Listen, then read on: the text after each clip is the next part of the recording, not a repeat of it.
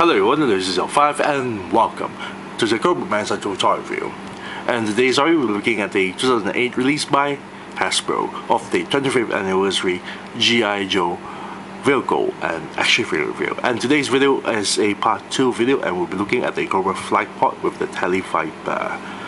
Now, as you can see in the front part packaging, the Cobra Flight Pod is packaged in a way that is actually sort of, well, flying very low to the ground itself, and the Tele-Viper figure is actually sitting inside, very nicely done. Now, on one side here, the packaging shows the Tele-Viper artwork, and at the bottom here, we have a nice little image of Cobra Commander, stating failure will not be considered. Now, the back portion of the packaging, you get to see the Tele-Viper here. And here we have the image of the Cobra Flight Pod with several features. It comes with the swing down control console, the canopy that actually opens, removable missiles, and swiveling cannon. Very, very nice. So, without further ado, let's open up this packaging so we can molest the Cobra Flight Pod and the Tele-Viper. Be right back.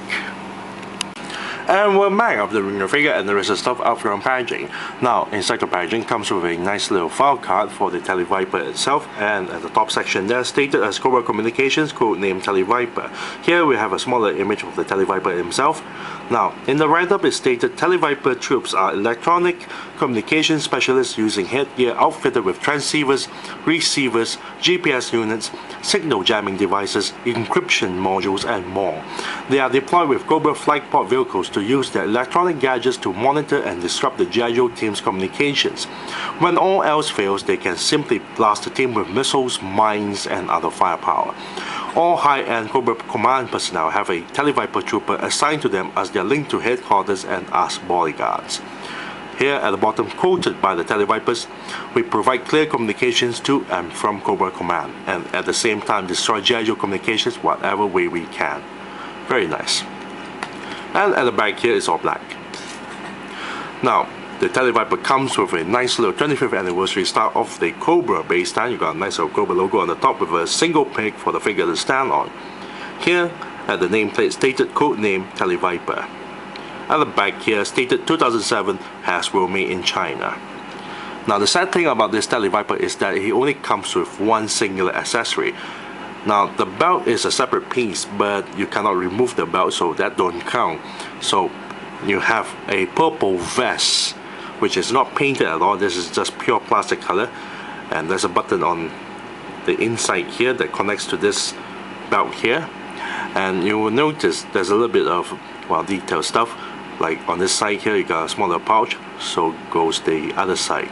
At the back here, you got a little bit of wrinkles. And the top section here, you got nice little details there. But that's all you're gonna get with this purple vest. There's no other accessory, which I really wish Hasbro did make the scanner gun and a backpack, just like the original Tele-Viper that was released in the early 80s.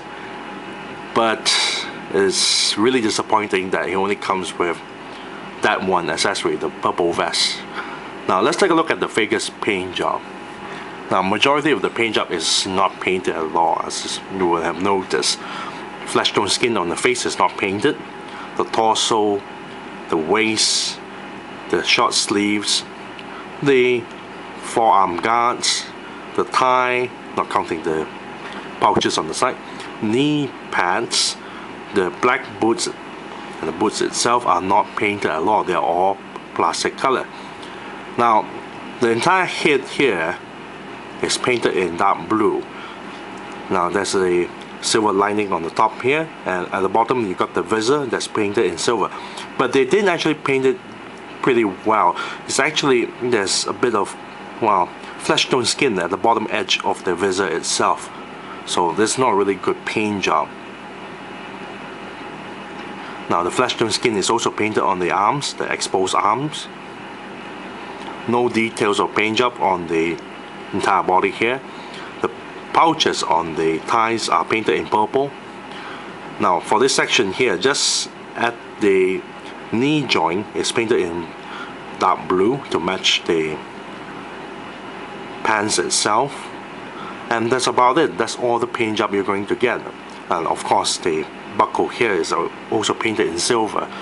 Other than that, there's no other paint job applied onto this figure, but it still looks nice when you equip the figure with the purple vest, of course. Now let's take a look at the figure's mold. The entire body, not counting the head, the entire body actually is the same mold as the Cobra Viper.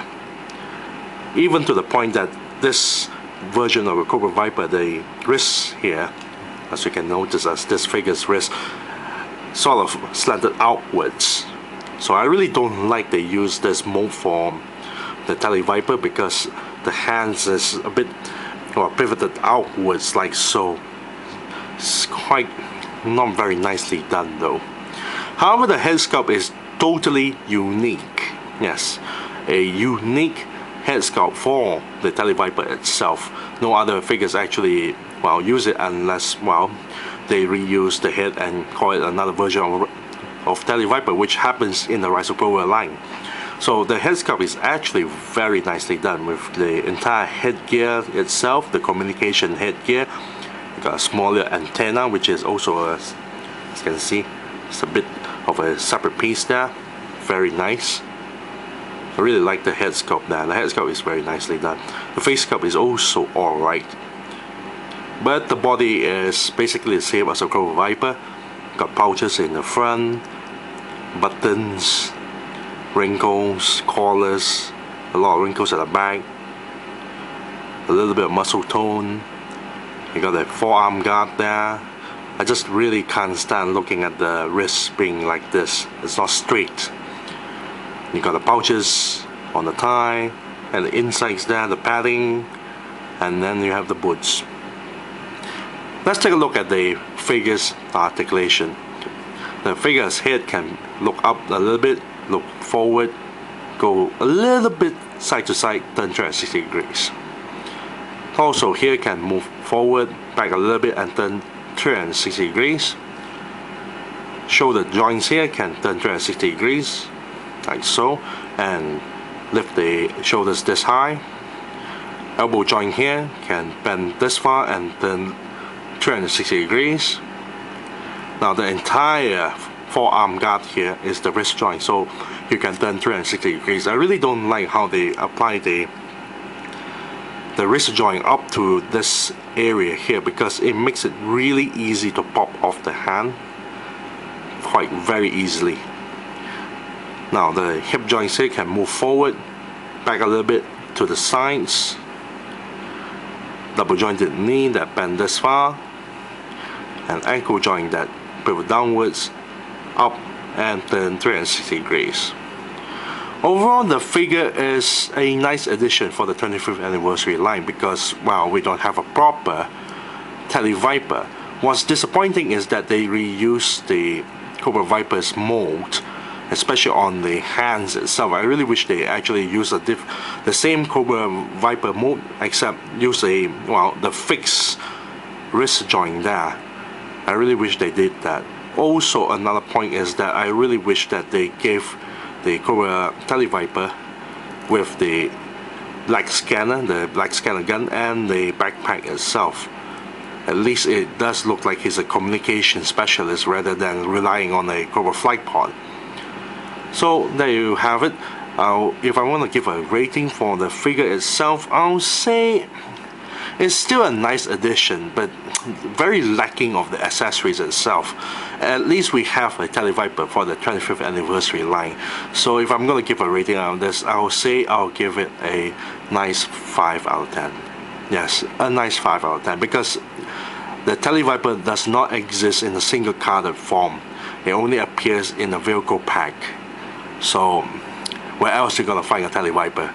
So yes, a 5 out of 10 for the Tele-Viper. Next up, we're going to take a look at the Cobra Flight Pod. Be right back. And we're back after fully applying the stickers to the Cobra Flight Pod.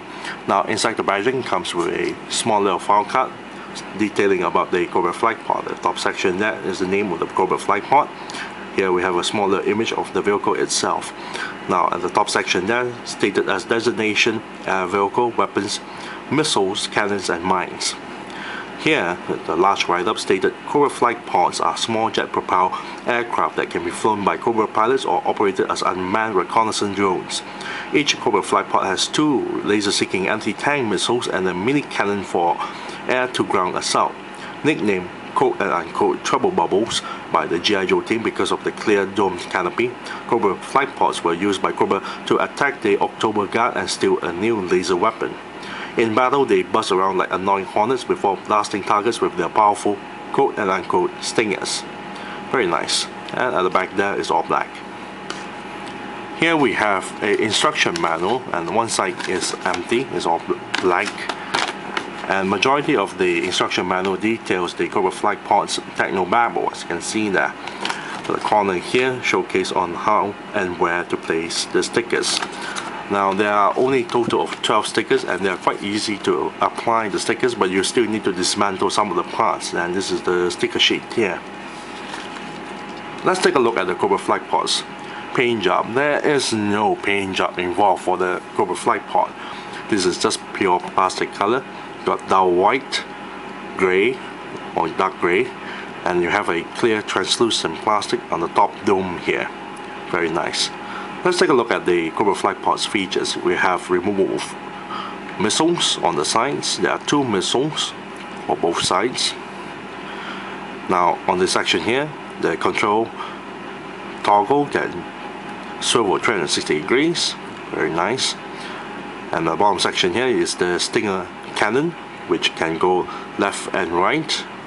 It can still turn 360 degrees, but you have to unplug the tubings first. Now you can actually lower down this entire thing to fit the figure inside. There's the clipping to fit the figure inside. That's the sitting inside as well. Very nice. Smaller details. You get to see the smaller details inside as well. Then at the back portion here, you got the rockets itself. Now the rockets at the bottom section here, you got the fins that go left and right. Very nice. And of course, the canopy actually opens up and close. Very nice. Let's take a close look at the details of the mold itself. Now the mold is not basically used on the 1985 mold. They did use it, but they retooled it to fit for the 25th anniversary figures. So at the back portion here, if you remove this section, this is where it's stated made 2008 Hasbro made in China. Now there's quite a number of nice details here. As you can see, inside here is all hollowed out. That's the handles. You've got the 2 machine guns in the front, the cannons, the tubings that connect all the way to the body itself, the missiles on the side. Very nice. At the back portion, the rocket itself. Very nice details. Now the problem with the Cobra Flight Pod is that it's quite easy to dismantle it, and sometimes it's quite easy to accidentally dismantle it as well, because this sitting here is quite easy to pop out sometimes. So there's this piece here, as you can see. It's not glued together, and so does the back portion of the rockets itself. Let's place the figure inside, like so. You can see the clip-on, like so. I have the figure right, the Cobra Flight Pod. Very nice. Overall, the vehicle is actually a very nice, nifty vehicle. Especially it's based on the 1985 Cobra Flight Pod. Very nice. Not a lot of features for the Cobra Flight Pod, but it's still a nice addition for your Cobra Army to have if you want the troop build. So if I want to give a rating out of this, I'll give it a nice 8 out of 10, because the vehicle is kind of flimsy at times and it tends to get dismantled quite easily. Other than that, I really wish they actually, well, make this as a single pack. They did this for the Rise of Cobra line, for the Target exclusive Cobra Flight Pod that came with the Elite Viper. So I really wish that the 25th anniversary line, they actually package it as a single vehicle with the Tele-Viper rather than you have to buy, well, the 2-pack vehicle that came along with the Ram cycle, but it's still a nice addition anyway. So yes, 8 out of 10 for the Cobra Flight Pod, and I thank you all for watching. This is Lucy05, and I'm signing off.